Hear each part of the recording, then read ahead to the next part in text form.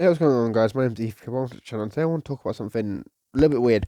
I want to talk about the Sega Game Gear and why the Sega Game Gear could have done so much better in its console war against the Game Boy, and why we basically never saw Sega attempt another game handheld again after this, besides the Sega Nomad.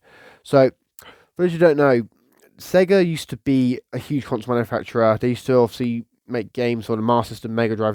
They made like I think it was like five consoles before they ended up phasing out their console division and went third party. Now they also made two handhelds, the Sega Game Gear, which I have in front of me, and the Sega Nomad, which was a basically way of playing Sega Mega Drive and Genesis games on the go. Now, the Sega Game Gear is a notable system because it sold about 9 to 10 million consoles. I've heard different numbers from different sources, but obviously it's around 9 to 10 million consoles. Compared to the Game Boy's 118 million consoles. So, from what I know, the Game Gear finished second place in that little handheld war. It only just beat out the Atari Lynx. Now, the Sega Game Gear had games like Sonic the Hedgehog, Sonic Spinball, and Axe Battler. It also had a Japanese exclusive game of Coca-Cola Kid. There was quite a few different games that were being made for the Sega Game Gear, but there were two big issues or three issues really, if that really affected the console sales and why it wasn't as successful as the Game Boy. The big one is the battery life. 6 AA batteries, and you get about 3 to 4 hours of game play time. Obviously, the Game Gear I have is a modded Game Gear, so I can get a bit more from that, I can get less, depending on how good the batteries I buy are. But this system I have in front of me is actually a modded one with a new screen and whatnot.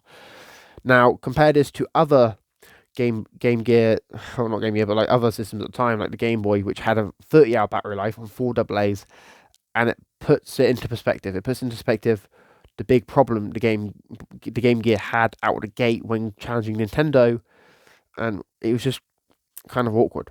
Now, another issue that the Game Gear had, and this is the big one, another big one, Game Gear didn't have the games to compete with Nintendo. Besides Sega's first party output, they seem to struggle to get third party licenses and third party games on the system. It's not because the system was underpowered, because it was an 8-bit system, so they could easily run games from the MAL system and the NES. But they even later released an adapter to allow you to run games from the MAL system on the Game Gear. It's just the fact that Sega didn't get any publishers to agree to bring their games over, and Nintendo was still doing their exclusivity contracts, where if you brought a game to Game Boy, you couldn't put it on anywhere else. To me, it's quite unfortunate that the Game Gear didn't sell better than it did.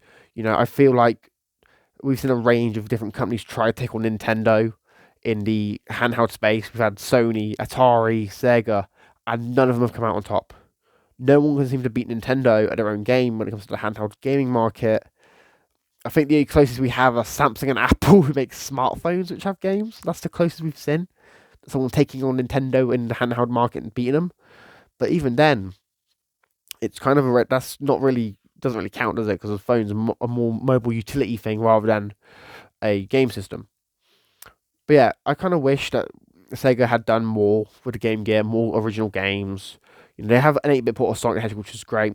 More original games, more effort put in behind it. Because this system was phased out shortly after, like only a few years after it came out. Similar Lynx had the same issue, but it was because the Game Boy was such a runaway success, and nobody could really compete with the Game Boy. And it's kind of amazing that these systems even still exist to this day. Anyway, guys, let me know your thoughts in the comments down below. What do you think about the Game Gear? Do you think Nintendo should have, or not Nintendo? Do you think Sega could have done more to beat Nintendo? Do you reckon they could have put up more of a fight? Gotten more games. Something like, I don't know, something like Streets of Rage or something on the Game Gear.